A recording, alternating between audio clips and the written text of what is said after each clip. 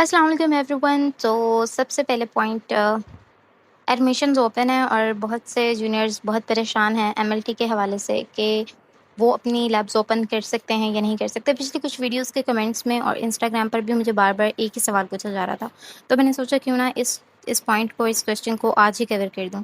और पॉइंट और क्वेश्चन ये था कि क्या मेडिकल लेबॉर्ट्री कहने के बाद हम अपनी लैब ओपन कर सकते हैं, और क्या अगर आप एमफिल कर रही हैं, एमफिल पैथोलॉजी कर रही हैं, आप अपनी लैब ओपन कर सकती हैं विदाउट एमबीबीएस पैथोलॉजिस्ट। क्योंकि अभी तक हमने यही सुना है कि एमबीबीएस पैथोलॉजिस्ट जब तक आपके साथ नहीं होते आप लैब ओपन नहीं कर सकते। तो आज की वीडियो में मैं आप सबके साथ एएचपीसी की official scope of practice share कर रही हूँ।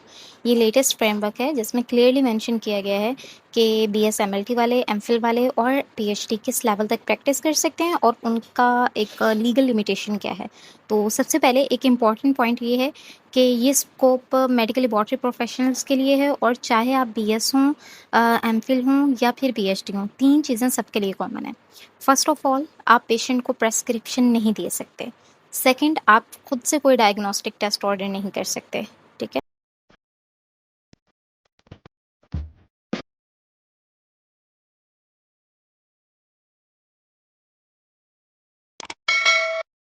ओके, सो सबसे पहले फ्रेमवर्क देख लेते हैं बीएस मेडिकल लेबॉर्ट्री टेक्नोलॉजिस्ट के लिए क्या क्या है। जो बीएस ऑनर 4 इयर्स का होता है हम उसकी बात कर रहे हैं, 2 इयर्स वाले डिप्लोमा की बात नहीं कर रहे। कीप इन माइंड दैट कि हम टेक्नोलॉजिस्ट की बात कर रहे हैं जो बीएस ऑनर्स 4 इयर्स का प्रोग्राम है। ठीक है। अब जिन्होंने भी एडमिशन नहीं लिया है डिग्री में, उनके लिए भी बहुत ईजी है इस चीज़ को समझना। बहुत ईजी सा फ्रेमवर्क है, आपको समझ आ जाएगी, सिंपल है।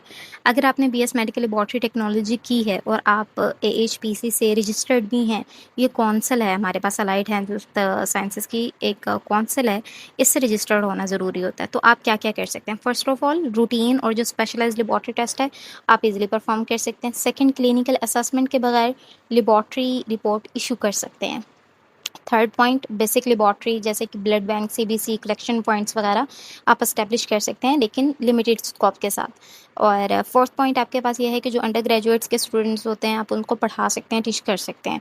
Fifth point is that laboratory management, quality control, HR, inventory management और आईएसओ ऑडिट्स में आप इजीली पार्टिसिपेट कर सकते हैं।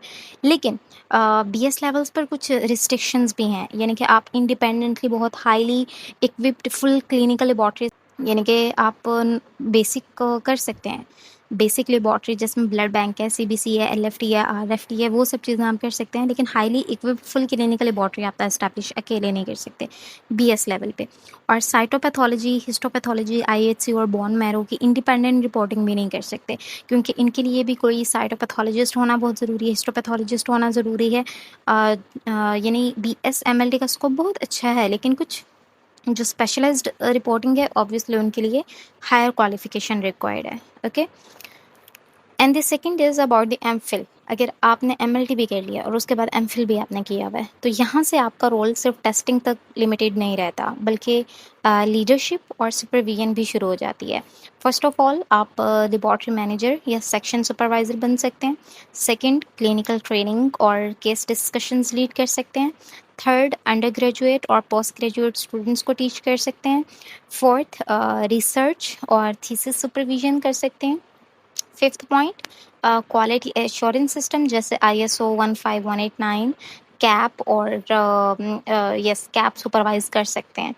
और सिक्स में क्लिनिकल ट्रायल्स में प्रिंसिपल इन्वेस्टिगेटर बन सकते हैं। सेवन्थ में क्लिनिकल गाइडलाइंस और लेबॉर्ट्री प्रोटोकॉल्स डेवलप कर सकते हैं। और सबसे इम्पॉर्टेंट पॉइंट ये कि क्या एमफिल के बाद लेबॉर्ट्री ओपन की जा सकती है? Yes, of course they can do open there laboratory. HPC के मुताबिक अगर आपके पास बीएसएमएलटी है और साथ में आपने एमफिल भी किया हुआ है, तो आप स्टैट लैब, कलेक्शन पॉइंट और ब्लड बैंक इस्टेब्लिश कर सकते हैं, लेकिन अभी भी स्टिल कुछ लिमिटेशंस हैं। सिमिलरली आप histopathology, cytopathology, flow cytometry, IHC और बोन मैरो की रिपोर्टिंग नहीं कर सकते। और फुल रेंज जो क्लिनिकल लेबॉर्ट्री भी है वो भी इस्टेब्लिश नहीं कर सकते। ठीक है। अब बात करते हैं पीएचडी वालों की, जिन्होंने पीएचडी की हुई है। ओके, सो पीएचडी लेवल पर अथॉरिटी और रिस्पॉन्सिबिलिटीज़ दोनों बहुत ज़्यादा इंक्रीज हो जाती हैं। Obviously that's the higher level. तो फर्स्ट ऑफ ऑल, आप हेड ऑफ डिपार्टमेंट बन सकते हैं। सेकंड, टेक्निकल डायरेक्टर या डीन की पोजीशन हासिल कर सकते हैं। The third one is full range clinical laboratory establish कर सकते हैं। Fourth, complex molecular haematology, microbiology, chemistry test design और वैलिडेट भी कर सकते हैं। Fifth is that final authority के साथ रिपोर्ट्स इश्यू भी कर सकते हैं और यस रिपोर्ट इशू कर सकते हैं। सिक्स इज़ मास्टर्स और पीएचडी स्टूडेंट्स को सुपरवाइज कर सकते हैं। Seventh is national level research और ग्रांट्स लीड कर सकते हैं। And the eighth is about laboratories को ISO 15189 और कैप एक्रीडेशन के लिए भी प्रिपेयर कर सकते हैं। लेकिन पीएचडी लेवल पर भी कुछ रिस्ट्रिक्शंस हैं obviously. The first is prescription नहीं लिख सकते और ख़ुद से डायग्नोस्टिक टेस्ट भी ऑर्डर नहीं कर सकते। बट हिस्टोपैथोलॉजी या बोन मैरो प्रोसीजर्स के लिए क्वालिफाइड हिस्टोपैथोलॉजिस्ट या हेमाटोलॉजिस्ट की प्रेजेंस ज़रूरी होगी। Okay, overall we can say अब देखते हैं कि किस क्वालिफिकेशन, तो लैब ऑथराइजेशन हम देख लेते हैं। ओवरऑल समरी के तौर पर लैब ऑथराइजेशन हम देख लेते हैं। हम देखते हैं कि किस क्वालिफिकेशन के बाद किस टाइप की लेबॉर्ट्री इस्टेब्लिश की जा सकती है। BSMLT की अगर हम बात करते हैं तो बेसिक लेबॉर्ट्री और रूटीन टेस्टिंग नाम से हो सकती है। MPhil की बात करते हैं तो स्टैट लैब, कलेक्शन पॉइंट और ब्लड बैंक ये कर सकते हैं। PhD लेवल पर फुल रेंज क्लिनिकल लेबॉर्ट्री आप कर सकते हैं। और अगर आपको हिस्टोपैथोलॉजी या बोन मैरो सेक्शन एस्टेब्लिश करना है तो आपको हाईली क्वालिफाइड हिस्टोपैथोलॉजिस्ट भी चाहिए या हेमाटोलॉजिस्ट की सुपरविजन वो ज़रूरी होगी। तो आई होप कि आपको आज की वीडियो के बाद कुछ कन्फ्यूजन दूर हो गई होंगी कि MLT का स्कोप क्या है और किस क्वालिफिकेशन के बाद क्या अथॉरिटी मिलती है। बहुत बहुत ज़्यादा पूछा जा रहा था। इवन जब मैंने एडमिशन लेना था मैं भी बहुत ज़्यादा कन्फ्यूज़ थी इस चीज़ में। अभी फ़िलहाल AHPC का ये न्यू फ्रेमवर्क आया तो मैंने आप लोगों के साथ शेयर की है इस लिहाज से कि आप देख सकें कि क्या आपके लिए इंपॉर्टेंट है। मैं एक एडवाइस स्टूडेंट्स को ज़रूर देती हूँ कि जब भी आपने एडमिशन लेना है, जिसमें यूनिवर्सिटी में लेना है, आपको ये चीज़ ज़रूर देखनी है। उनके साथ कोई टीचिंग हॉस्पिटल है जिसमें आप प्रैक्टिस कर सकते हैं, या उनके साथ कोई लेबॉर्ट्री रजिस्टर्ड है, या फिर उनके साथ कोई लेबॉर्ट्री एफ़िलिएशन में है जहाँ पर आप प्रैक्टिस कर सकें। ये बहुत इंपॉर्टेंट होता है। अगर एफ़िलिएशन में या उनकी अपनी भी नहीं है तो अब उन देखिए यूनिवर्सिटी में क्या इस तरह की अच्छी लैब्स हैं जहाँ पर वर्क परफॉर्म करवाया जा रहा है, जहाँ पर बच्चे प्रैक्टिस कर सकते हैं। तो ये सब चीज़ें बहुत ज़रूरी होती हैं। These all information are from the AHPC।